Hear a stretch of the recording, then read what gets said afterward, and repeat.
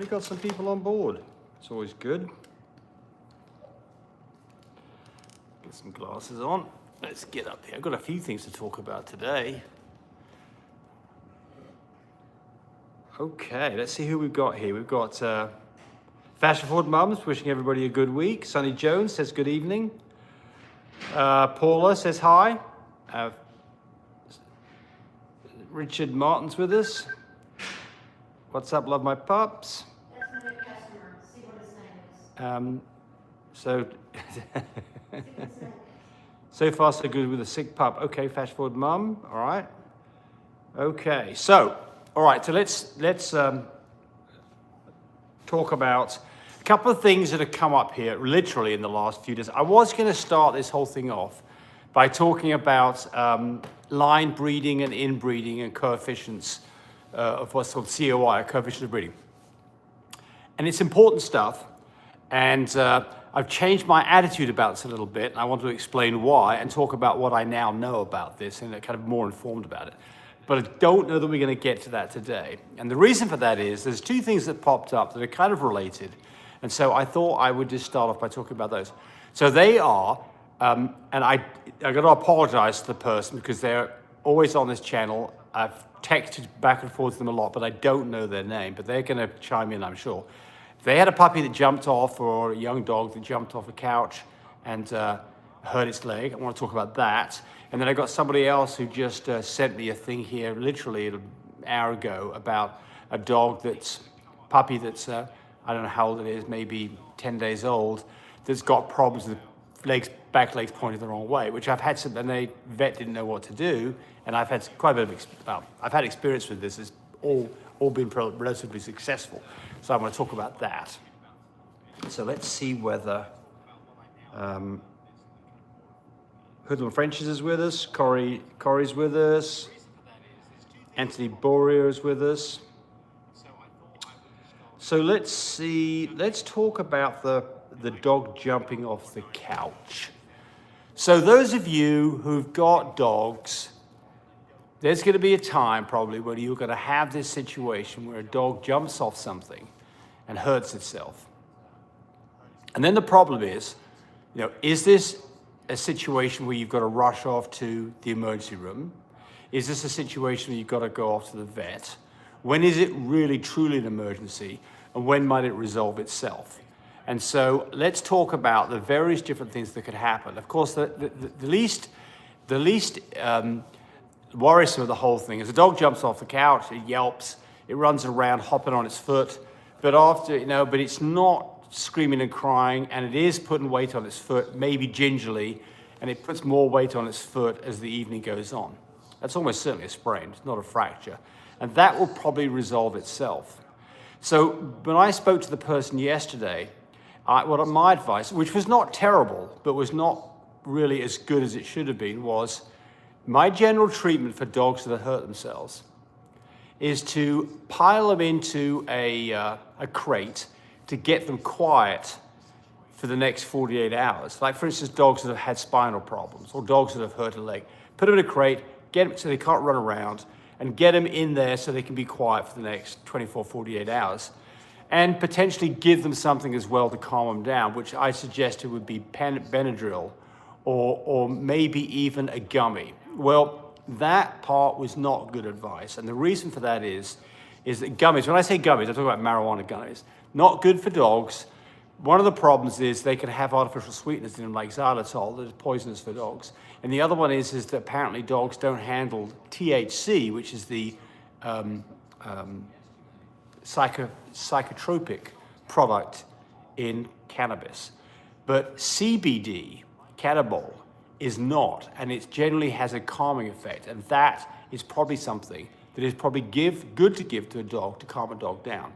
Now, if you go look at this, you'll see different attitudes about this, but I can tell you that I have used CBDs on dogs, and they do actually manufacture gummies, not gummies, but little bite size, they call them calming treats. So these things are out there to be used, so they wouldn't be doing that if they were giving bad advice and dogs were getting in serious trouble over this. So I think the CBD thing is something that does make sense to give to a dog who's hurt itself for whatever reason, sprained leg, maybe even a broken leg, hurt spine. I think that CBD probably is something that I will continue to give and not get too worried about that. So then the question gets to be, is at what point do you go to the vet? I'm going to do a whole video on this because I think there's quite a lot to be learned here. Now, this person, I said, look, if this has not got any better in the morning, or certainly by Monday, you need to go to get the vet and get an x-ray done. And I think that was wise advice. However, they went the next day and got an x-ray done, and they did have a fracture. And so they got that set, and I think they paid about $630 for an x-ray, which is like $240, and then a vet visit that was $70, and some carboprofen, which is a good drug to give to dogs when they're in pain, which you can't get over the counter. In fact, there is no, I'm aware of, any over-the-counter medication that's there to for pain relief for dogs. You don't give aspirin, you don't give ibuprofen, you don't give Tylenol. All those things got bad side effects. Some of them are really bad side effects. But anyway, they got that, and then they got a vet visit for $70. And the vet did say, well, look, you may have to have, a more, we've set it in a cast, and you can go that route. If you go that route, you need to come back once a week, and you change a cast out. It's going to cost you $85 a week. Probably going to take, I'm going to guess, 5 to 6 weeks, so 5 or 6 rounds of this. So they're going to spend another, $500 on cast changes. Or you can go have something that's more invasive where they actually do some kind of surgery on the dog, $2,000. Okay, those are probably cheap prices. I think that if lots of parts in the world, if you go to an emergency clinic to go get a dog, have its leg set, it's not going to be the $630 they spend. It's probably going to be thousands of dollars. So let's just see if I've got any comments coming up here before we get on any more into this. No, good. We'll keep on going here. So then now I'm going to tell you what I would do. Now, remember, not a vet. This may be shitty advice, but this is what I would do. And this is after I've looked at this for a couple of hours, learning a bit more about fractures and how you treat them. So first off, there are different kinds of fractures. There's what's called an open fracture, where the bone's physically sticking out of the skin. That one, you're off to the vet right away. There's no hanging around. There's blood loss involved, and this thing can get much worse. You can get septic bone disease, all kinds of reasons why you're not mucking around with this one. This is wherever's open, you're going to go there and get that dog seen to ASAP. Now, you may want to do some pre-treatment, and we'll talk about that after we talk about the different fractures. So that's the first one. That was obviously. The next one would be where you've got an obvious fracture, where the dog's leg, is actually limp and hanging, and you can see there's a break in it. That one there, you obviously got to go to the vet. The next one would be where you've got obvious large swelling going on, where you've got internal bleeding loss. That one can be an emergency situation where you can get a dog's paw that is, either got very swollen up or got very cold, where you've got blood loss to it. All of those things require, immediate attention. Now, there are other kind of fractures. There's one called a green stick fracture. That's where if you took a stick, a green stick, and you bent it and it broke, it was still intact to the bottom, but the other bits come up like this. So you've got a bone that comes up like this. And that one can go back into place, and those normally get treated fairly well. You've got one that is just a fracture of the bone. The bone is not broken, it's just got a crack in it, right? And you've got fractures where the two bones are like this, and they've obviously got to be put back in place. All right, so I think in all of these cases, is what you do is you put a temporary splint on the dog at the very least before you go off to the vet. You don't want things grinding around, even if they're like this. To put a splint on that would relieve the dog's pain quite a bit while you go to the vet or go to the emergency room. So in all of these cases, regardless of what the situation is, I think applying a splint would make sense. And I'm going to do a video on how you actually splint a dog up. So if you're going to do this short term, nothing more than, depending on the size of the dog, a popsicle stick if it's a small dog, or maybe, a small piece of dowel, something that's longer or the length of the limb that is broken, because you want to get both sides of where the break is, both sides with whatever the splint is. And then you're basically going to wrap that up. And you've got to be careful about wrapping things too tight, but not if it's a trip to the ER. If you're going to go to the ER and you're going to be there in half an hour, you're not going to do any harm with this. But if you're going to spend, if it happened on a Saturday, and this has got to survive until Monday, because you don't know whether it's a sprain or a fracture, then I think knowing how to splint it up properly makes sense. And that's what the video that I will make in the next few days will actually show how to build your own splint. So what I would do is this, if I'm not in this emergency situation where I've got to go off to the vet immediately, and I don't like going to emergency room vets, they're expensive, and I think that you probably don't get the best of care. I'd much rather go to my family vet that I know and have a conversation about what the treatment is. So I would like to try to get this thing over the night, if that's the case, or over the weekend, and I would do the splint the proper way so that it's splinted up, and then I would go get an x-ray where the vet can then say, oh, look, James, you've got it put together really nicely. We just need to continue splinting this thing up every week. You might want me to do this right now, or you might want to come, or you might, depending on how well I've done, he might even say, James, you did it okay. Continue to do that. And I think that, it's fairly reasonable that one could apply one's own splint if you know how to do it, right? The downside to this is that if you apply a splint incorrectly and the bones are not aligned properly, that then you could have a bone that doesn't grow together properly, or you could have a situation where you've got too much pressure on the muscles and the arteries and the tendons, where you could actually have necrosis of the foot or one part of its limb. So there's all kinds of things that you need to be aware of before you're going to go down this path that I've just suggested. Let's see if we've got anybody. Let's see if he's on here yet.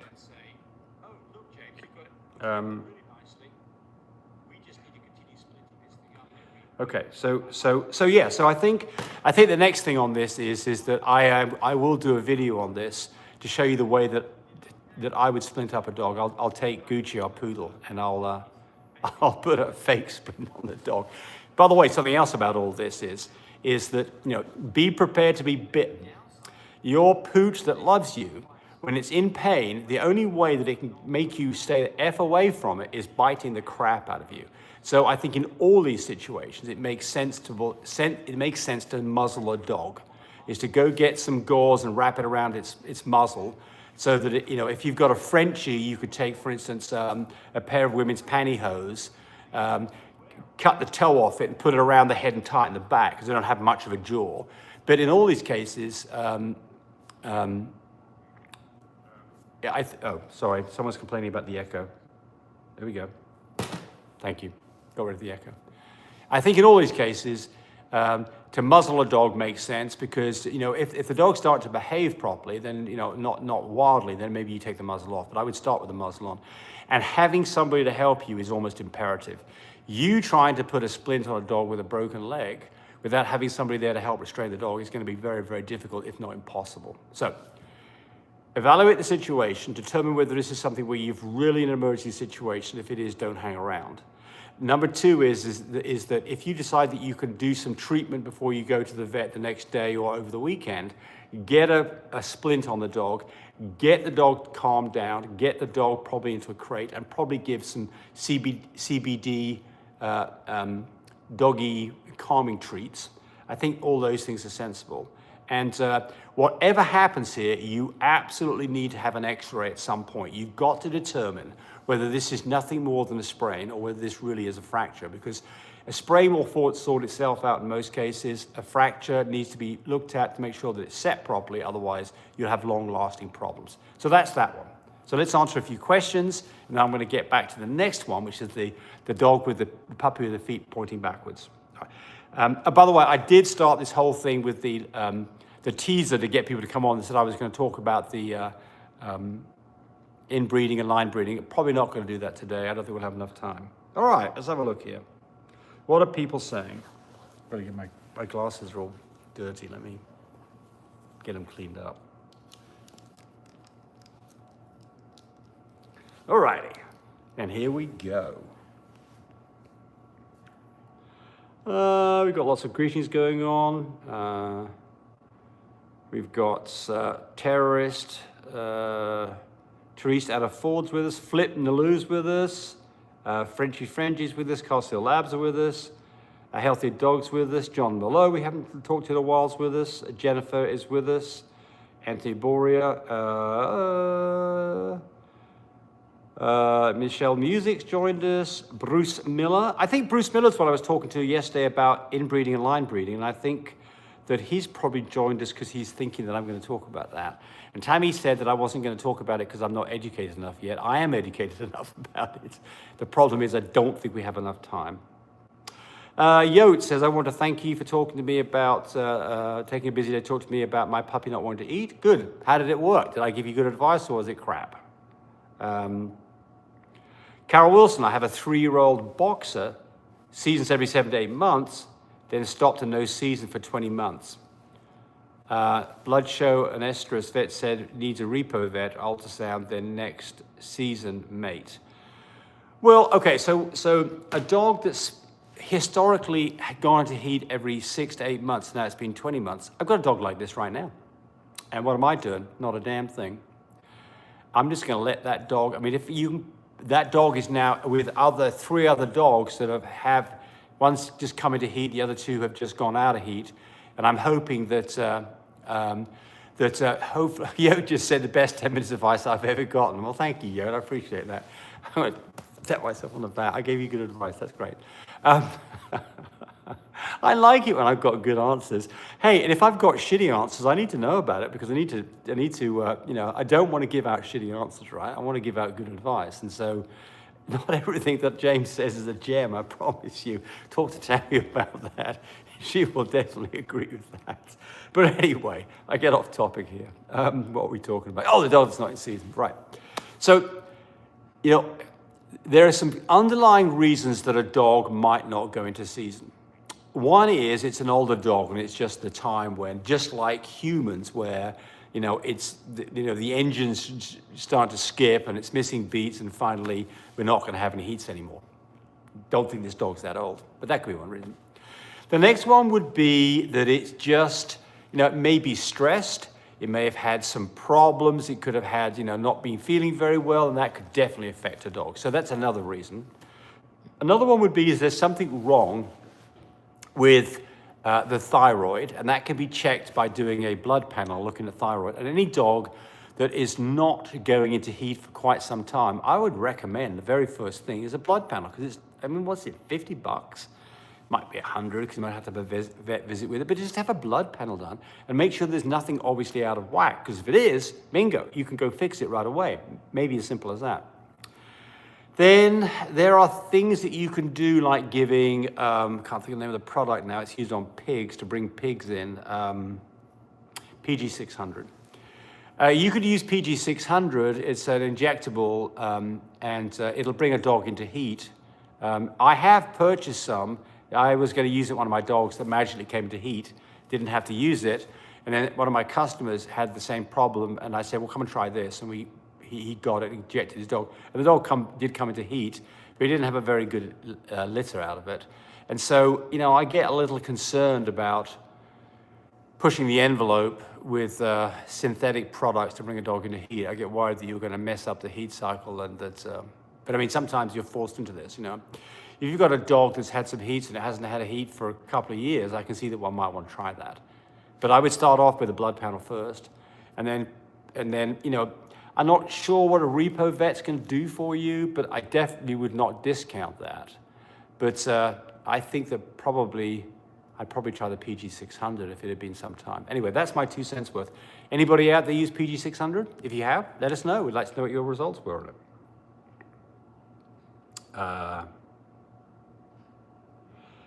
I've got Forever Fluffy said, hey, James, we've learned so much from you and Tammy. Love the show. Appreciate you being here. Oh, Teresa out of 4 says, I'm so excited. I'm having puppies coming tonight. What's your dog's temperature? You should know the answer to this. What is your dog's temperature, right? Because if your dog's temperature was 99.0 or hopefully less yesterday, then I would 100% agree with you.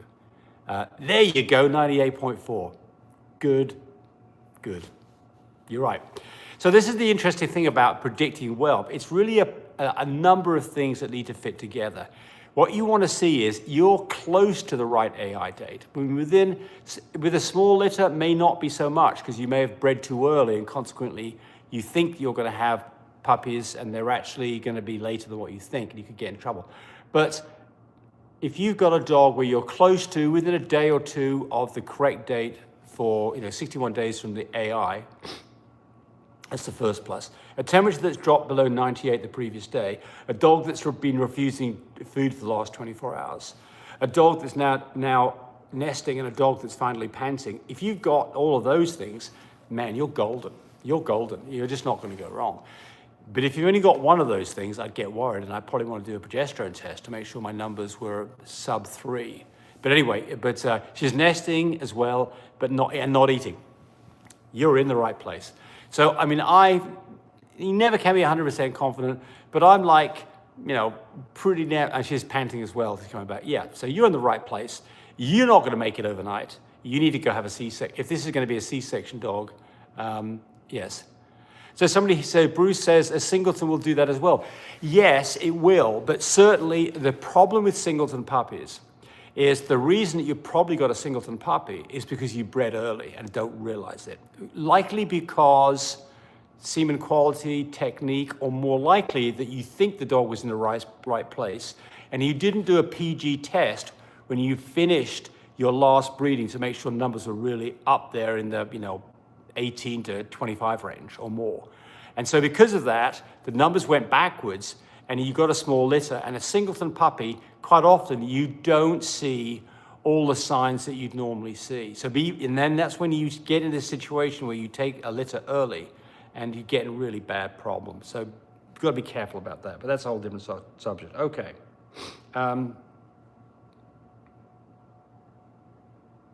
Amanda says, yeah, I made it. Good to have you with us, Amanda. Anthony says, I think the video is a great idea. Definitely sprint till you get to the vet for an X-ray. Okay.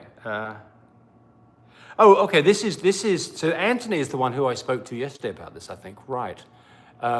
Yes, so I'm glad that you got to the vet. I'm glad that you got this splintered up, and I'm glad that you got your dog out of pain, because, I mean, none of this is any fun. I mean, I've broken an arm. I know what it was like. I mean, it was no fun at all. And when I broke my arm, it was on a rugby field, and I mean, it was about 10 hours before I got to the hospital to get it set, and I was pretty miserable,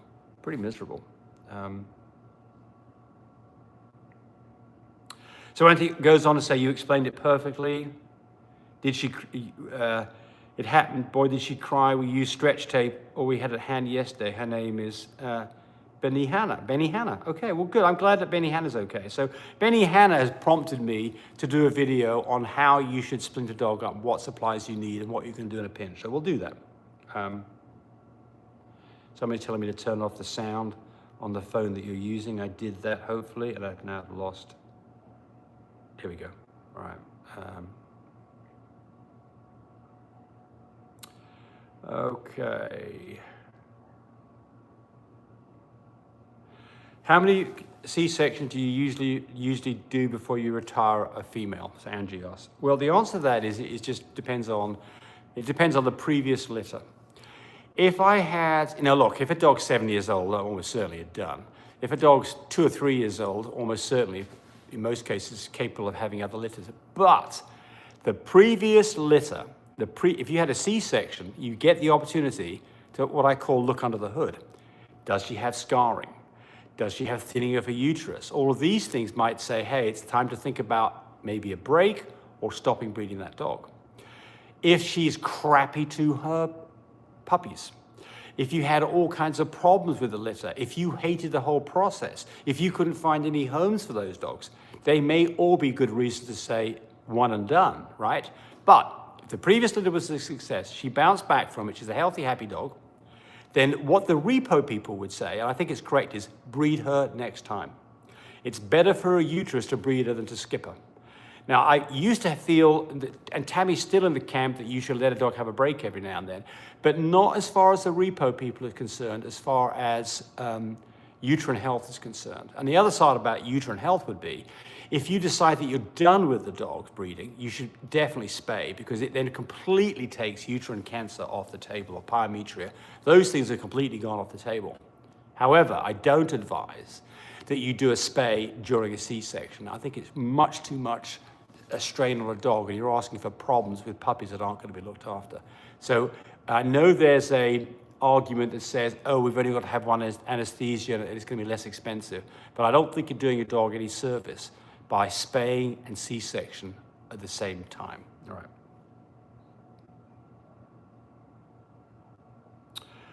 Chastity says, thanks for the video on progesterone testing. My dog tested a 7.8 today. What day would you suggest we do our first breeding?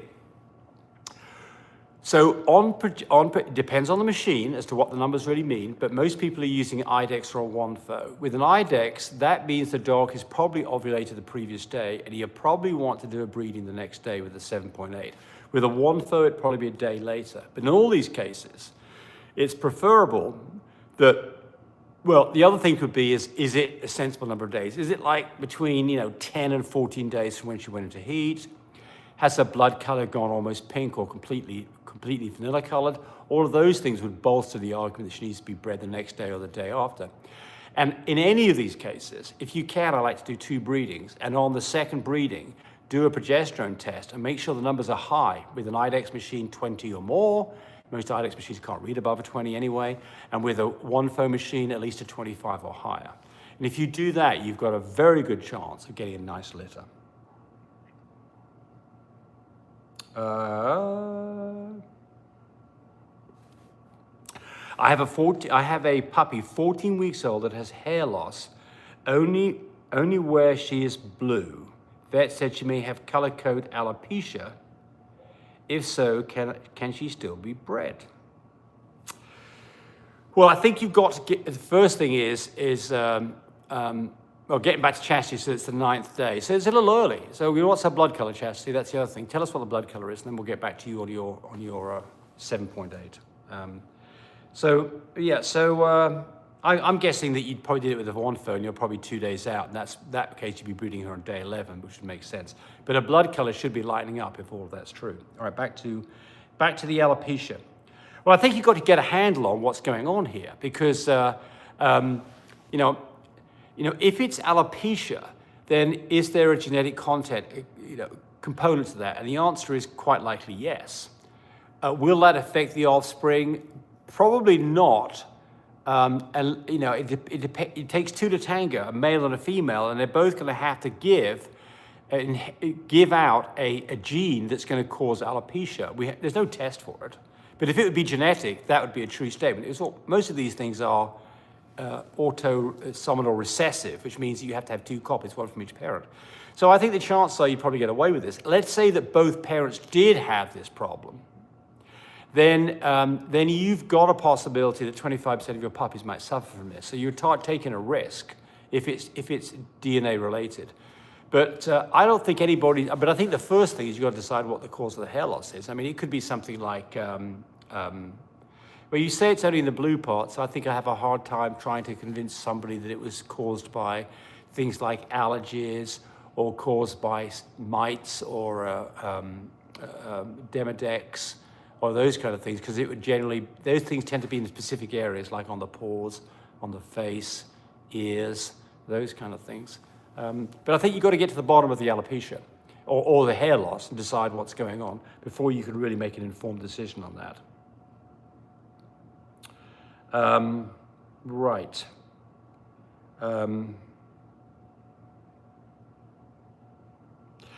Corey asks, how much semen do you need to pull to be able to start breeding? You would like to see 200 million motile sperm or more. So it's not so much the volume, it's all to do with, you could have not very good concentration, but a lot of fluid that would get you to 200. Or you could only have 1.5 cc's that's just packed with sperm and get to 200. So you need to evaluate it, and how do you do that? If you've never done it before, you can go to a vet. I've got videos on this. You can look under a microscope. You can buy what's called a hemofactor. It's something like that. It's a slide with a dimple in it that's graduated. And you then dilute the semen in a known amount, put it on the slide, and it's got little squares you can look at, and you then count the number of semen in each, or number of sperm in each square, and from that you can work out total count. You can do this yourself.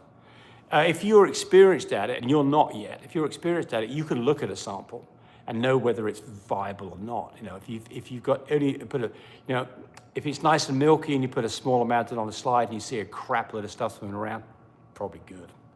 But that's this technique. That's not the real technique. You can go to a vet that has a semen counter and get it done correctly, or you can go get the slide, which is about $30, $40 on Amazon, and learn how to do it yourself. You have to have a microscope. At what age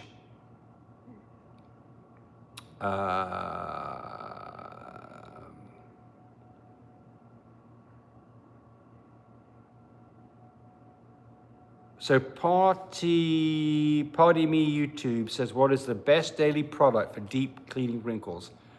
Ah, this is Naira. This is the Velvet Girl that you got from us. Should I use a cream or just a wet towel? Well, I think Tammy's better to answer that. She'll be in here in a moment. So we'll come back to that before I tell you something that she says I'm an idiot.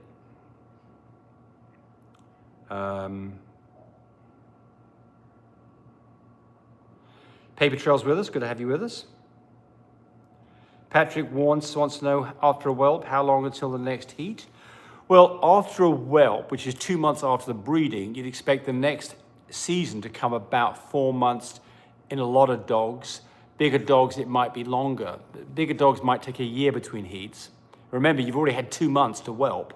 So a smaller dog, which might be every 6 months, it'd be 4 months later. But it's it would be variable. It'd be variable. So, yeah.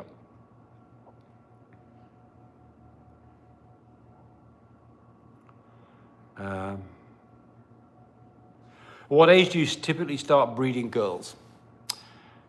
Well, the AKC says they can be 7 months old, but I think that's way too early, personally. So for me, I've bred a lot of dogs. I mean, Cody, who now has the studs, I mean, I used to have 18 stud dogs at one time. I've had a lot more than 18 stud dogs over the 30 plus years I've been doing this. But I had 18 stud dogs at one time. I mean, I would literally, back, you know, if you go back a few years ago, 4, 5, 6 years ago, I was literally maybe sending out as many as 10 samples a day. I mean, it was a lot of breeding going on. And so I never bred a dog that was younger than a year old. But I've bred many dogs that were right at that 1 year mark and never had a problem. Now, if it's a very small dog, I would wait. And a lot of people, and this is to do with Frenchies, and so a lot of other dogs, bigger dogs, people like, for instance, labs and things like that, people would say, you're crazy, James, you've got to wait till later. And they're probably right about this. So I don't know about the bigger dogs. I do know about French Bulldogs. And so a French Bulldog that's in that 20 to 30 pound range, that's a year old or older, should be fine. I think the biggest danger of this would be that you've got a dog that's not very mature and you may have some difficulty with looking after the puppies. I never experienced it personally, never experienced a problem with it. So I think he is fine. AKC says it's fine. So Patrick says, worms or parasites causing hair loss? Absolutely. The problem with that in terms of this pied dog that only happens in the blue patches, why would that be? Why would parasites only affect the blue part? So that's why, you know, I said it could be things like Demodex, but Demodex would not typically only be the blue parts. And what the vet says is dilution alopecia. And so I don't know about that, but certainly it sounds like that could ring true.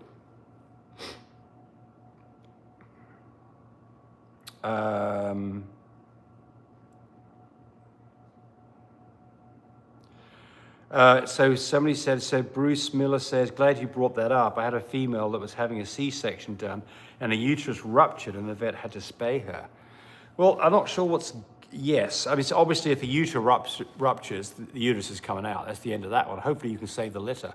What would be some reasons why a uterus would rupture? Well, one reason would be is that she can't pass a puppy, maybe because she's a French Bulldog. And then she's pushing and pushing and pushing, and she's got high uterine pressure that then makes, you know, something's got to give.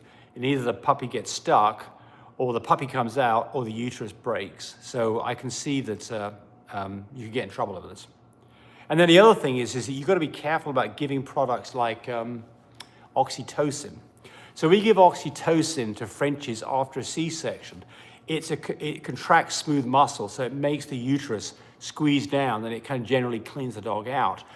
We used to use that, and I'm sure those of you with big dogs will be using that during natural whelps to help whelps go on properly, to kind of, especially if a dog is what's called lost inertia, where you know, it was having puppies, but now it's been a couple of hours since it had any contractions, that a shot of oxytocin could be magic. But you can overuse it, and you could potentially cause a ruptured uterus with oxytocin. So you have to be judicial about how much you give and when you give it.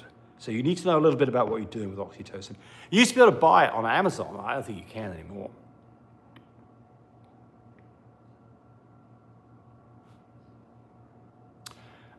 Bruce, I was worried about the milk not coming in, but the vet said it would have no effect, which in this case it didn't. Let her milk. I don't remember the rest of the conversation.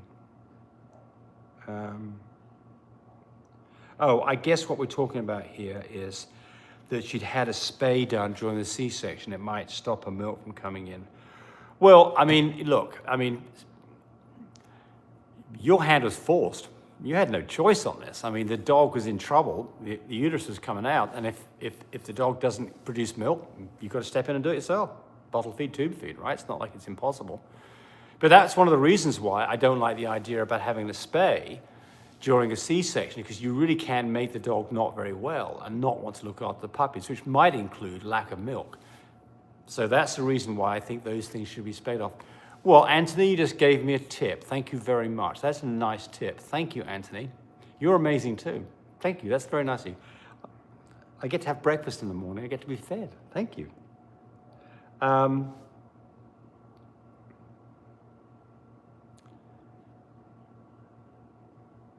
So Angie said after the first, but I waited till my girl's third. I'm not sure if you're talking about heat or years.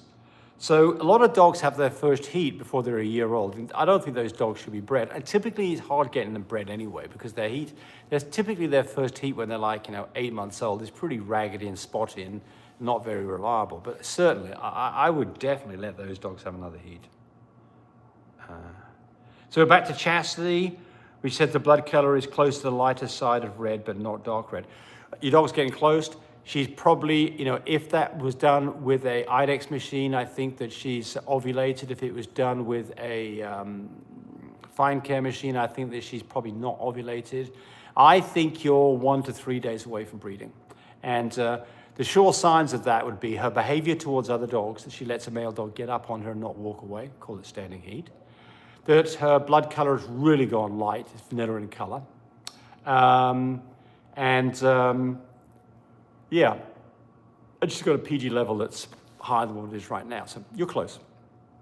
You're close. I think you've got a very normal heat coming on for you. And so that's going to get you around day 11, which is, if you did nothing, you didn't do any tests at all, if you just said, I'm going to breed my dog on day 11, 11, 13, and 15, 3 times, 85% of dogs will get bred. You don't want to hammer away at this and breed them every day for 6 days, because by the time the 6 days gone, the semen count will be absolute crap. So the technique here is not to just start hammering away. The technique is to put it 2 days apart and breed 2 or 3 times. And then it's much better if you can get a PG done, because then you know what's going on. But it can definitely be done without it. And that's the way we used to do it if you go back 20 years ago. We didn't have progesterone machines.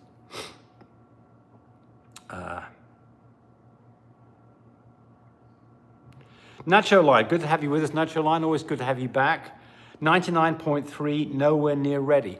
So my advice to people is with 99.3, I think that you can be within a couple of days with a 99.3.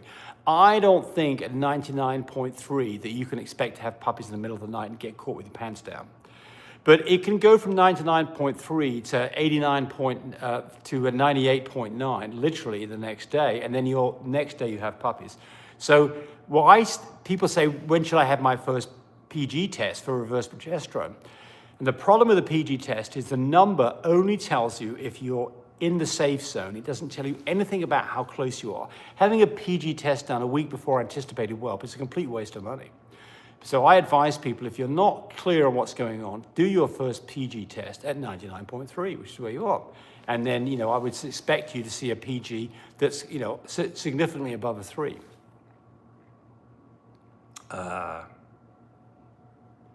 Angie says, thank you.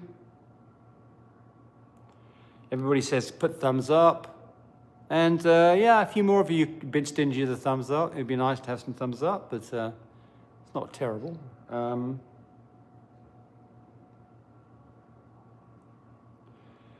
Yeah, so Amanda, we're talking about the alopecia. Amanda says, no parasites. We checked to rule that out. Good. Wormed every 2 weeks since birth and started on Nemex Guard Plus. Okay, so you're doing all sensible stuff.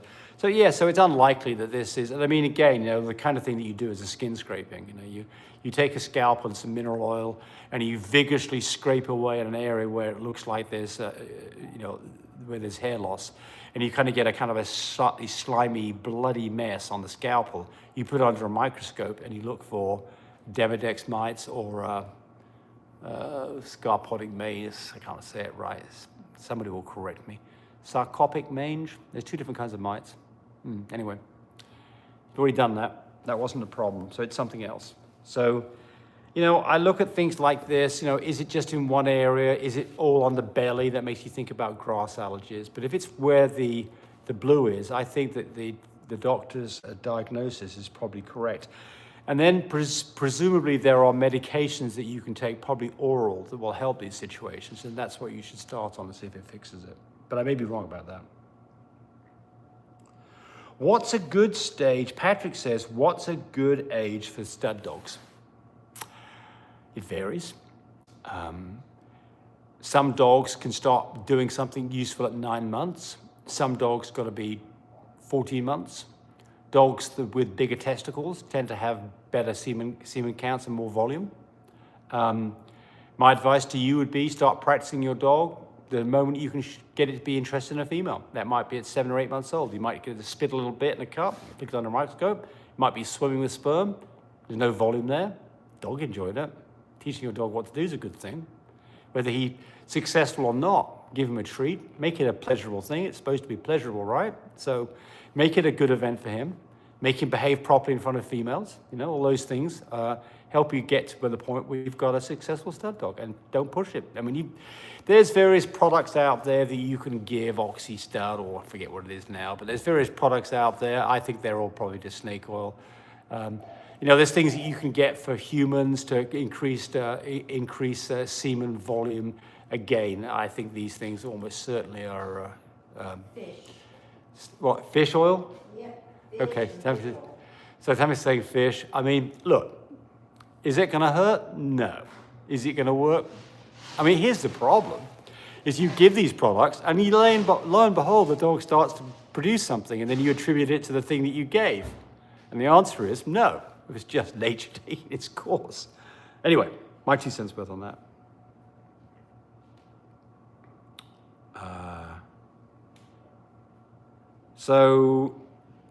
I think Paper Trail's talking about what's a good age for a stud dog. Patrick says 8 months, but I'll wait a year. I think we're talking about stud dogs here. I think that's, I mean, you know, the point about the stud dog is the moment that you can get a collection that's got 200 million motile sperm, you're off to the races. And remember that young dogs, if you start trying to pull from a young dog every day, you're not going to have a very good pull after a few days. But if you've got a dog that's 2 years old, that dog can probably produce semen a lot more, replenish it, and generally do a better job. Hey, Tammy. Hey, I've got a question for you. Okay. This is from Adam and Gloria. Oh, yeah. Who've got, I want to say What we Nara.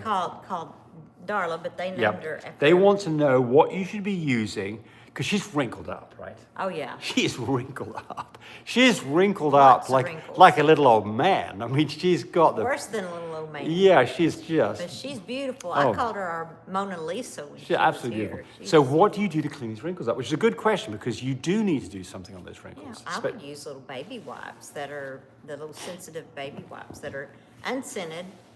Okay. Thought I had some here. The dude wipes I wouldn't use because they do have some stuff in them. That They've got you probably unscented don't wanna versions do. though, don't they? Oh, do they have unscented? think- what does that one say on it? They may have unscented of the dude wipes. Unscented Yeah. might be good. Right. But those baby wipes, you know, they're going to be real. So I think good there's for a babies couple of, and there's three good things for the- that I can think of here. One is you've got tear stains. which is a different thing. Oh yeah, that's a different thing. It's a different thing. Tear stains, where you've got these black lines, then there are things like angel eyes, there's tablets that you can give. Clean it out, and you may even use a cotton ball soap, Right. a little bit of ivory soap, a real Yes. mild soap, The- but make sure you rinse it real good. Right. So the next thing would be that you've got debris that's in these folds that needs to come out. That's the cleaning part. And then the other one is just generally, I think, some kind of a moisturizer. Oh, and as dry as we've been too, Yeah. their little noses, all the dogs, adults, puppies, whatever, the weather's been so dry that Right. if you put a little Vaseline on Yeah. on their noses, Absolutely. Be Yeah, really their good. noses can look, they could all be bumped up and really look like Cracked. sandpaper. Yes. Yeah. And it's got to feel uncomfortable, doesn't it? yeah, Yeah. So, tight. so I think that think. generally some kind of a moisturizer or Vaseline is. But makes them- her little wrinkles, that's what I would use, some little baby wipes that are good for babies. It'll be good for that little girl. She's so pretty. Let's have a look here. Let's see. Put likes, everybody, Anthony says. Yep, absolutely. Oh yeah, thank you. Look. We do need them. We got some money from Oh, wow. Anthony. Thank you very much. Thank you, Anthony. That's nice of you. Now I'll take all your phone calls. I take phone calls anyway. And see, I get to have a Coke and ice cream, and you just get ice cream. You go to Brahms, you can get 2 Cokes, 2 We ice can creams. eat a hamburger on That's that. right. You absolutely can. Oh look, the real estate just gave us a tip too. Who? Real estate. I haven't got to them yet. Oh, yeah. Well, you thank guys you. rock. Watching your Thank channel you. has helped me with 3 successful breedings, and we got a tip from them. Well, good. Yay, thank you. Good to your success. Yeah. Congratulations on your I mean, breedings. we don't do this because we're going to get tips, but it is really nice when people, feel like there's some value to what we're saying. So it kind of gives us credence that we're maybe not complete idiots. Anyway, right? So this is Angie. I tell asks- everybody, James Pinky and I'm the brain. That's right. Or no, I got I that thought it's the other wrong. way around. I told you I'm Pinky. He's the brain. If we get a Frenchie girl from you, what health testing do you all personally recommend in doing before breeding? Regardless of who you're getting a dog from, the answer is going to be the same, right? So what do you want? So let me ask you a question. Let's say that you, as a human being, are going to decide to have a baby. What do you do beforehand? So I think it's really the same thing. So, what do a lot of people do before they're going to have a baby? Absolutely nothing. I mean, maybe because they accidentally had a baby. But most people, no. But, if you have underlying health problems that you're aware of in the ancestry, then, like things like, hemophilia or things like that, then that's a whole different story. And then you'd want to do things like amniocentesis. By the way, you're not doing on dogs. But my point here is if you've got a happy, healthy dog, I'd be breeding them. If I had an unhealthy dog that was scrawny and skinny and was always shitting all over the place, I wouldn't breed it till I got that sorted out. Do you agree with that? Right? I think But that's not what she was asking in the question. Well. So what I'm saying is that I don't think you need to do very much if you've got a happy, healthy dog. That is the underlying thing. Do you have a dog that you think you'll have nice puppies from? Does this dog? This is not a health thing, but okay, go ahead. The thing is we've been raising dogs for 25 years, and in the last 7 years, 10 years, all of a sudden, all these tests have been done. Yeah, that's a separate thing. Yes. Yeah, isn't that what she's asking No, about? it's not. No. Oh, Well, we'll talk okay. about. Let's talk about health panels. Okay. So there are health panels these days. Most people will be doing a 6-panel health test, and so it depends on the dog that you've got as to how relevant these are. I'll give you an example. For instance, in a French Bulldog, you routinely get a test for, if you do a health panel, you get a test for DM, and DM never has. Although Frenchies absolutely can have 1 or 2 copies of DM, it's never afflicted a French Bulldog ever. So the problem with these health panels is that we get worried about 6-panel health panels. And I mean, don't get me wrong. I think that if you have a dog that's 6-panel clear, That's that's great. Cassian 6-panel. Yeah, absolutely. And if you breed, if That's you've got a our dog if you've got a dog, let's say, for instance, has a copy of IVDD, and you bred to a dog that it doesn't have a copy at all of IVDD, the worst that can happen would be that some of the dogs have a single copy of IVDD and would not be afflicted by it. And what is IVDD? That's the spine thing. So typically, you'll see probably 30% of all French Bulldogs will come back with a copy of IVDD. And they typically, shorter back dogs are more likely to have this. So you've got IVDD, you've got DM that doesn't affect French Bulldogs. This is just in French Bulldogs. Other breeds I'm not going to talk sensibly about. You've got JUUU, I can't remember what that is. I've never ever seen it. You've got CY, which is the cysterine, which What is the about kids' the one with the, for the hips and OFA? On a French Bulldog, OFA, that is on your big breeds. That is like your Labs, your German Shepherds, your Great Danes, your Saint Bernards. Those are the ones that OFA is what? Yeah. So and Poodles. Yeah. Yeah. So I mean, I'd say this about a French Bulldog. If you've got a French Bulldog and it walks properly with nice straight legs and doesn't have flying out elbows, I wouldn't get worried about OFAA. I wouldn't breed a dog. OFA. Oh yeah, OFA. I wouldn't breed a dog. And plus, I think you have to wait till they're like 2 years old You do. to have that done. It's bigger dogs, right? You do. Yeah, Exactly. because I was going to get that done on my poodle, and I think I was told that you I think had to you're right. wait till they're 2 years old. Yeah. So I'm not saying that depending on your breed, that OFA doesn't make sense, but in the French Bulldog world, if the dog has got flying elbows or loose patellas, I wouldn't be breeding a dog. End of story, right? Don't need an OFA for that. But if the dog walks nice and straight and has no, if you can wiggle its knees around, don't feel Travel's any nice. luxating patellas, probably fine, probably good to go. All right.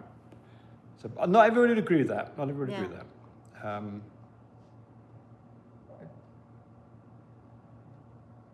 that. Sarcoptic. Thank you. Sarcoptic means what I was trying to say. Right. For what? Somebody got some patches of skin that were losing hair. Oh.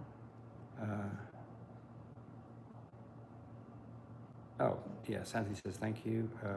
Oh, by the way, while he's looking for stuff, we sold B-Dub.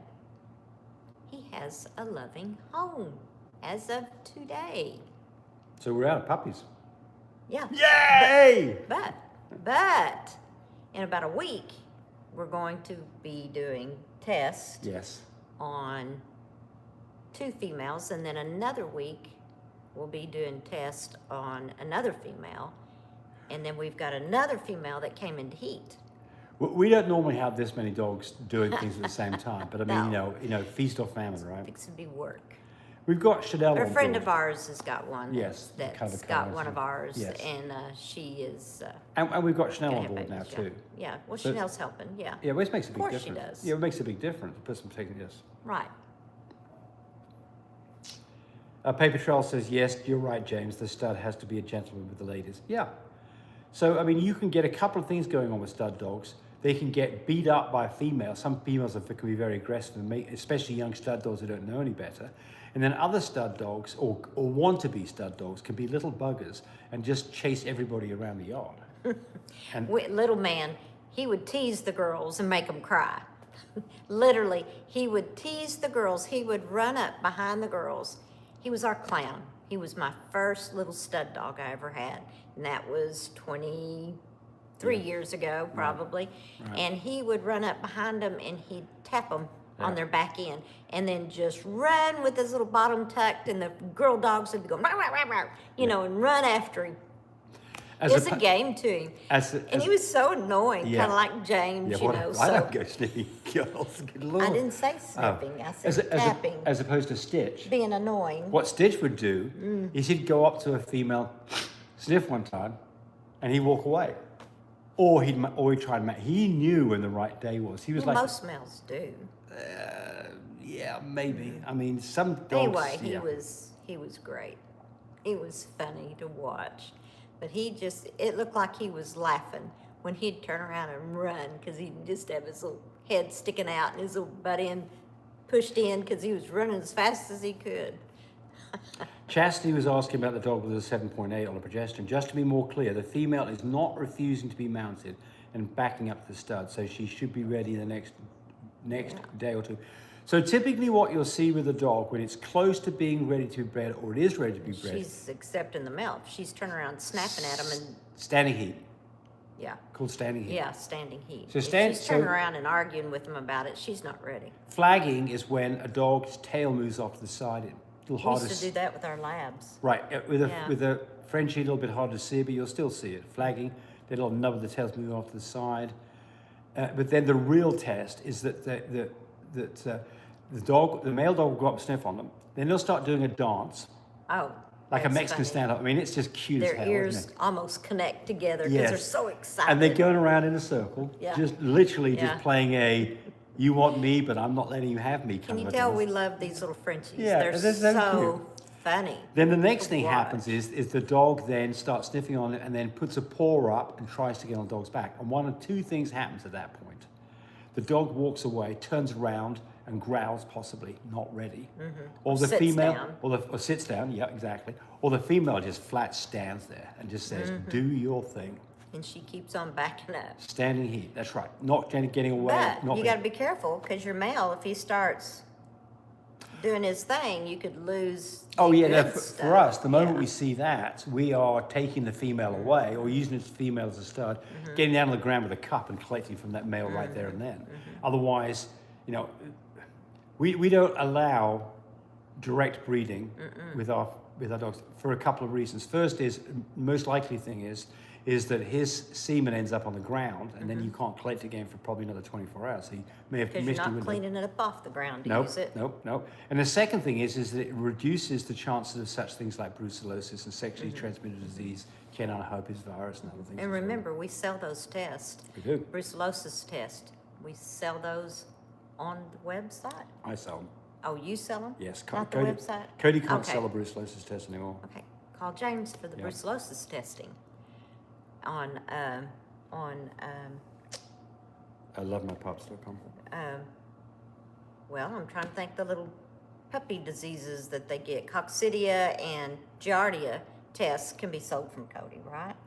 Yes, the Giardia test. Those will snap. No, Those there's will not a test. test for coccidia that I'm aware Oh, of. okay. The Giardia test. Oh, that brings and up the Parvo. I don't think Cody can sell, but I reverse can. progesterone testing. Yeah, the machines and the whole progesterone test Cody's got. Yeah. And there's one more. It's test. Parvo. The 4 tests that we have is the Parvo, which I do, the brucellosis, which I do because they require drawing blood, and then the other ones would be Giardia and pregnancy tests. Cody has those. So the brucellosis test he can't No, sell? he was Okay, told by okay. the CDC or whoever. Yeah, these rules these days. Yeah.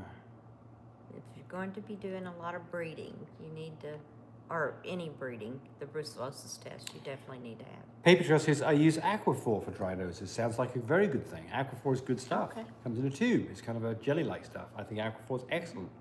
Yes. Somebody said they just got a poop tray. Oh, yeah, we haven't Those got there yet. poop trays are great.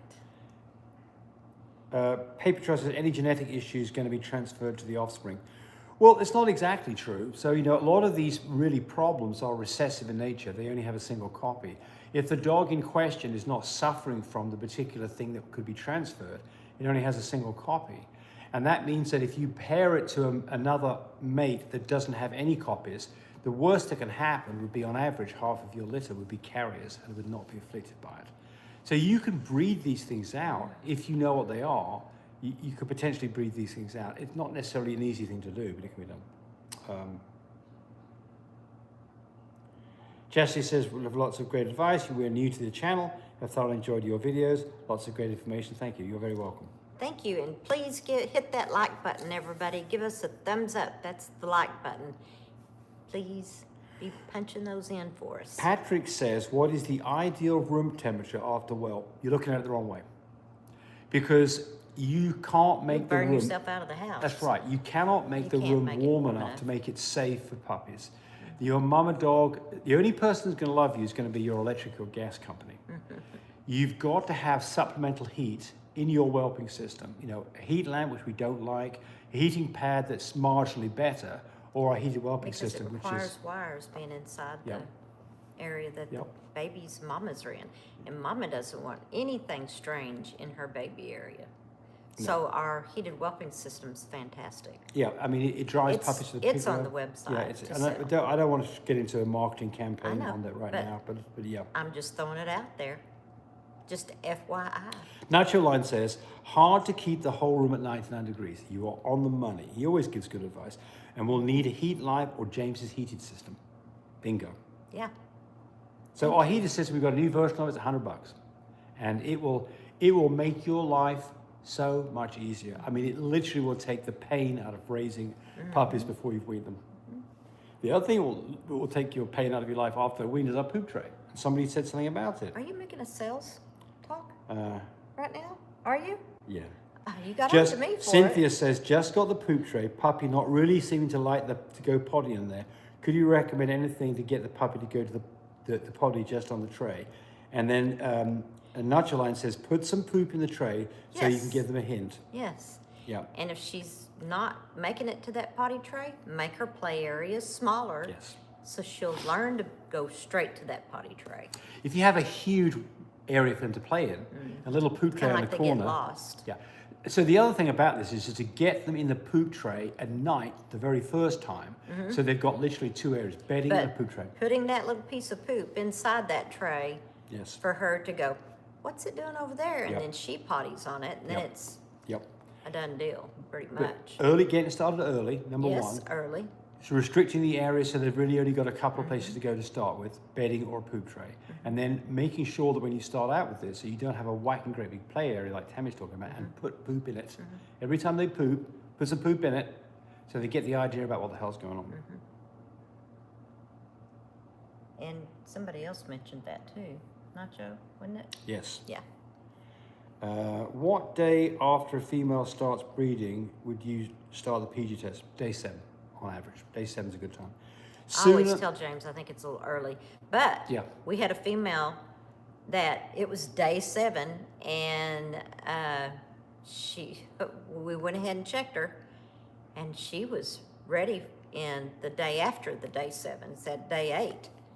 She ended up getting bred the next day because her numbers just went crazy. I couldn't believe it, but it happens. Yep. Every female is different, so pay attention to your females that you're wanting to get bred. I mean, because Yeah, You I mean, can miss it. so you know, you can get day 1, miss day 1. That messes the whole thing up. That can happen, right? I've got Yeah. a lot of people who say, well, you know, so having a dog that's got some panties on because it's been swelling up, you can see the blood in the panties. You know it's day 1.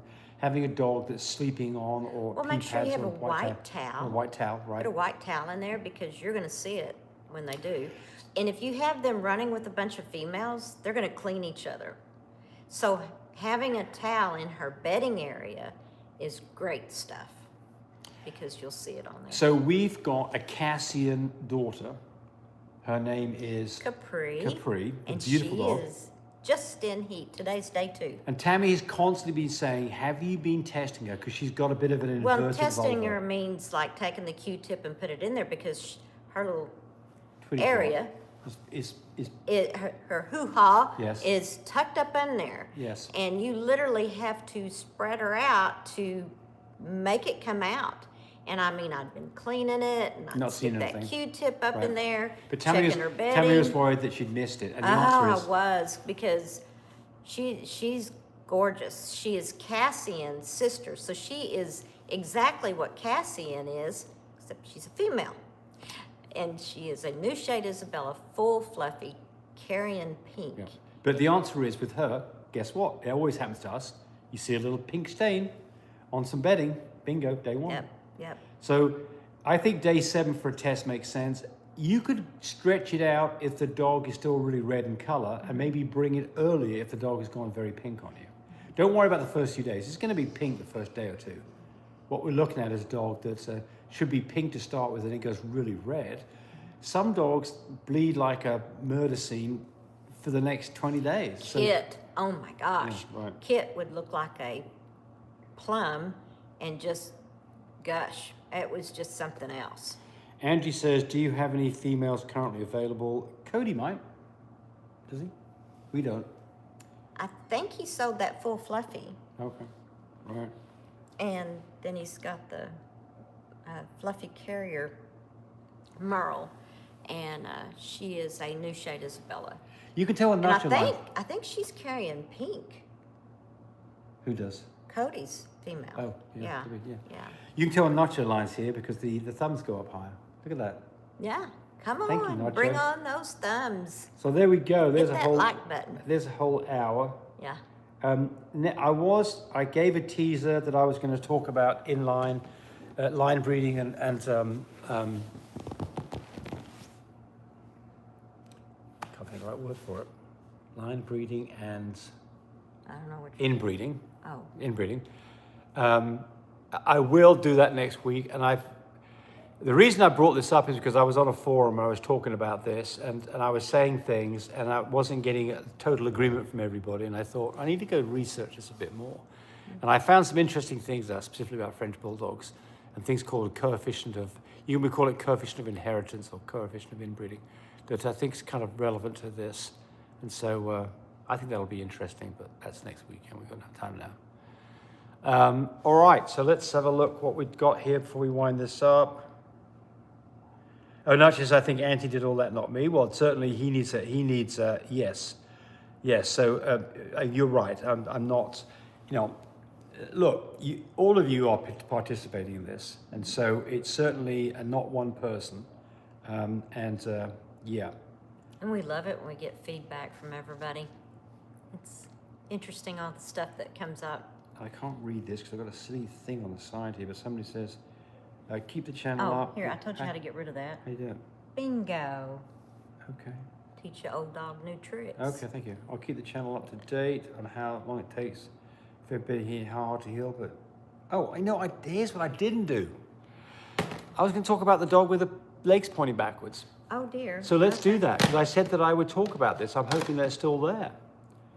So, there's a number of things that can happen when a dog comes out. He can have his legs pointing backwards. He can have his paws turned down the wrong way. He can have paws that are hitting the ground and not hitting here and not here. I've seen all those things. And I have never been in a situation we couldn't get it fixed. There is only one way to fix this. And that's by designing a prosthetic of some kind to slowly bring those legs around the right way. That's the only way you can do it. Yeah. So Coming by my head with that. I'm going to show it on Tammy here. I'm going to put a prosthetic on her ears to make her ears perk up. So what do you do? So the answer is I've got some videos on this, and you can go look at these. I think one of them is called feet pointing backwards. Had this a number of times. There's a couple of ways you can do this. If you've got a good foot, you can tape the bad foot to the good foot and slowly put tension on that foot that's bent the wrong way. You actually tape it to the good foot? Yes. Okay. Tape them together. And if the foot's off the side, you put some tape around where my wrists are, and this foot's off the side. You can slowly put tape as the days go on to bring that foot around. And within a day or two, typically, you've got them sorted out. So that's one way to do this. The other way is, if you've got a leg that's totally the wrong way, you can go get, this is a coat hanger. A heavier coat hanger would be better. But we're going to cut this coat hanger. You picked the heaviest wire. Yeah, I did. But here we go. A piece of wire. And basically, what you're going to do is, if the foot's backwards, you're going to take something like this, and you're going to tape that puppy's foot to this piece of wire. You could start off with it being like this. And then you could... So here is the foot pointing backwards, right? And it should be pointing like this, right? You tape this to the foot here, and you put tension on that foot to bring it back into the right position. Is this making sense? Not really? Yeah, well, I thought we just used tape. Are you talking Well, it about depends on the little situation. dog with the broke bone? Did you talk about that? Yeah, we talked about that. Okay. That's right. Okay. I had a person here about 6 months ago who had two dogs that were quite old. I mean, they were like bigger dogs that had got terrible looking feet that were going like this. We did this technique and completely fixed it in about That was a an week. older dog. On puppies, you just use the tape. Well, it depends on the Because situation. I think that's going to be too... Well, it depends on the situation. There's situations where you can't tape it up. I mean, one of the things that I've had somebody do was they take one of our flat chest kits, and that is now around the dog, where that's the front of the dog and that's the back of the dog. And you take a piece of wire and you put two holes in this so that you've got a place that you can put tension against. So you've got this sitting like this, and this is now fastened solid to their belly, and you can now put this thing in the shape you want it to be, and tape the dog's leg up to this. There's different ways to get it done. You've got to be you've got to be inventive about it. But in all these situations, it is the only thing that you can do, and it works, is to put pressure gently on the limb to bring it into the position you want it to be. So I've been in situations where vets have said to the new owners, that dog needs to be euthanized. And they've called me up and we have fixed those dogs. Well, I'll give you an example of this. It just happened just recently. And that is Pop's dog. That is, can't think of he's changed the name on Pop, on that dog, but it was Spanky. Spanky, yeah. Spanky was... He had some feet that Spanky was born corrected. with feet that were not totally backwards, but they were off to the side. Fixed it very, But we very did it quickly. with just tape. Did it with though. just tape? Yeah. Fixed it very, very, Yeah. very quickly. So the person who called me up today to talk, or at least send me the message today, go look at the videos on this, and then if it's not clear, just give me a call and we'll talk about it in some detail. But it absolutely is fixable. And you'd think that it's, what do we do, by the way? The Shriners Hospital is one of the things that the Shriner Hospital do for young kids, is they have they make splints for young children, babies that have got deformities in legs that can be completely corrected. So, I mean, when I say deformities, if you've got one leg that's substantially shorter than the other, now that's a whole different story. That one there is going to be, there's ways you can fix that in humans, but not in puppies. So not everything's fixable, but certainly a dog that's born with feet pointing the right way, and it's most of the time the back legs. It's very Yeah, I'm going to change subject real quick. Cassian is not Amando's son. Cassian is Husky Supreme's son. So your Mando female that you're wanting to breed needs to be bred by Cassian. Unless it's a Merle. Unless it's a Merle, then you don't. You don't. But if she's a Mando daughter and she's not a Merle, you can breed her to Cassian, because Cassian is a new shade Isabella, full, fluffy Merle, Harlequin Tweed Merle, carrying pink. He's an awesome Just like my female that's in heat now. Does she carry pink? Oh yeah, you bet she carries Oh, pink. good deal. And Cassian Can't is believe you- Cassian is also a really nicely balanced smaller dog too. Oh gosh, And yeah, he's got, yeah. And he's got so is they're both alike, but he's got a coat to die for. oh well, so does Capri. So does Mando, by the way. He's got an awesome coat. Mando's got a beautiful coat too. I think he's got one of the nicest coats in the fluff. Godstopper's got a pretty coat too. Yeah, he does, right. So, yeah. but anyway, so Cassian, if your dog is not a Merle, you could breed him to her because he is a Husky Supreme son. And I think at the moment, I think none of Cody's dogs are related. Right. They're None of them. all unrelated. Yeah. So you Yeah. can breed to one and come back and breed to another. By the way, if you buy a female from Cody And or it's us, great if you're coming to do the breeding. I think they said they were going to bring. I'll just bring her to you. yeah, you do that. Cody does Paula Taylor. charge some money to have a Do you dog know for a Paula week. Taylor?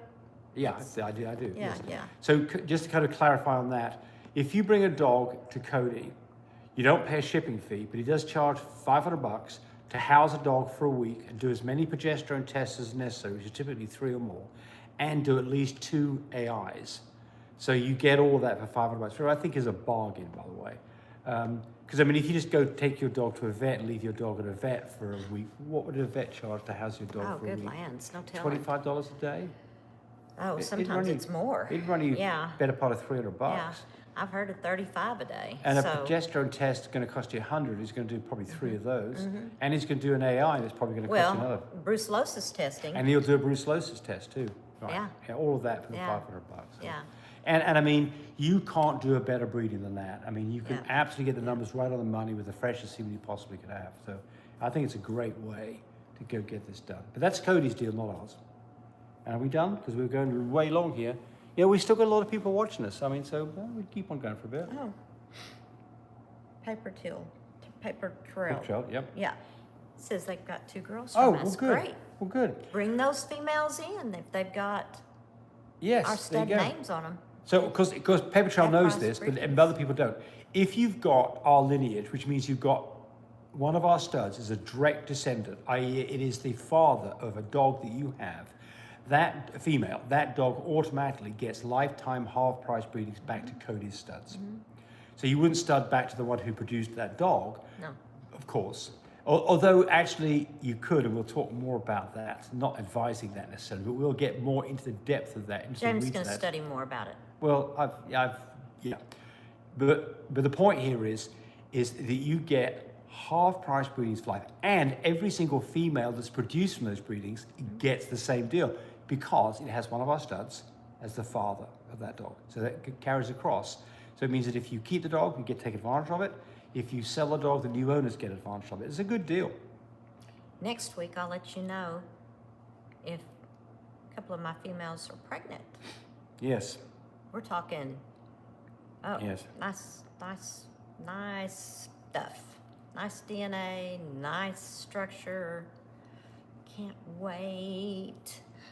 And every time I talk great about it, I get in trouble.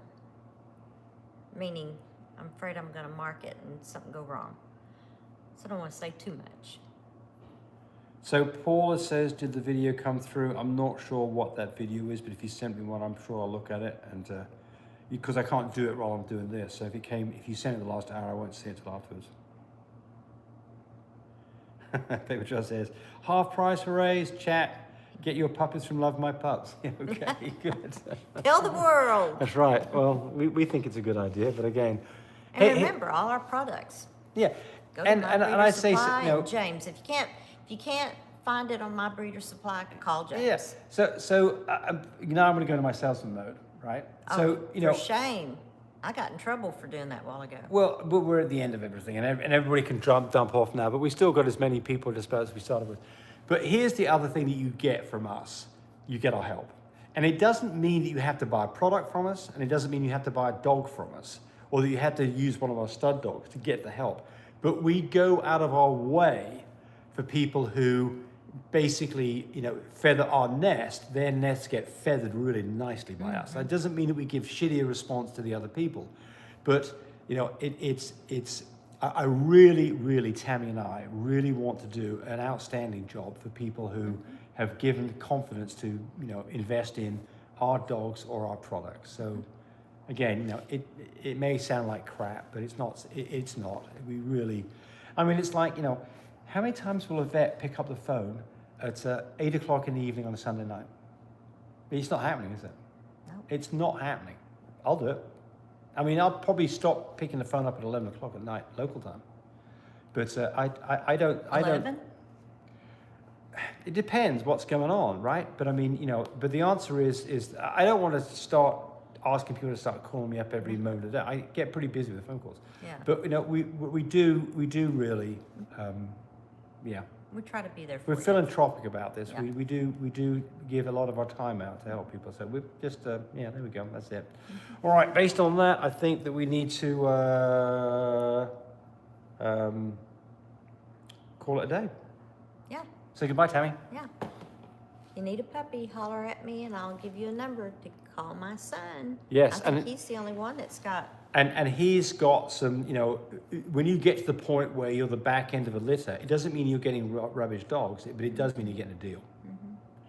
And I can tell you, the little boy that got sold today, Oh my gosh. he is the best structured puppy in that litter. He's not the strongest DNA, but he's Oh, his DNA's good enough. still good enough, right? He just didn't carry pink. That's right, exactly. That's the Yeah, only still a thing he good didn't gen- carry because he can produce everything. But he sold for about a third of the price that typically that dog would get. That's the truth. He's of going it. to a good home. Yeah, he's going to a good home. Right, that's it too.